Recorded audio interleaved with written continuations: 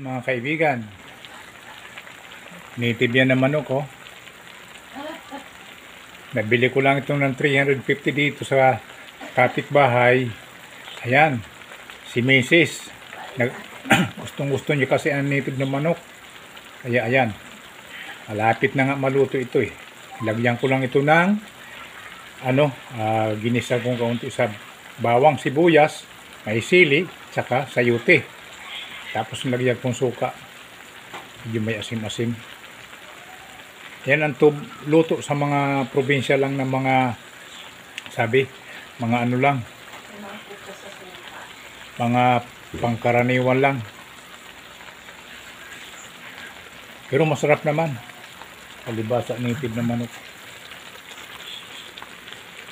Native na manok. Ayan po. Tama lang ang lasa.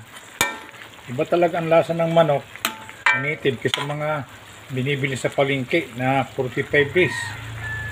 Dito nakakain din ng mga native na manok. Ang kapitbahay kasi namin nagbubuhay sila. Kami kasi dito wala kaming space na magbuhay ng manok. Kumukulo-kulo.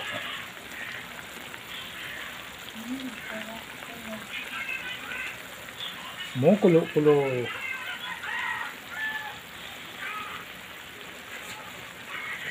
Ay, grabe.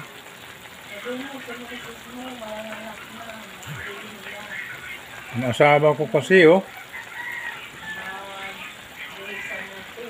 Naglilihis siya. Gusto sigurong kambal na anak. Kaya ganyan siya. Magkakambal daw siyang anak. Alright, dito natatapos ang vlog ko sa native na manok. Okay, thank you. Paki-like, subscribe, at share para updated po kayo sa mga susunod ko na video. Thank you.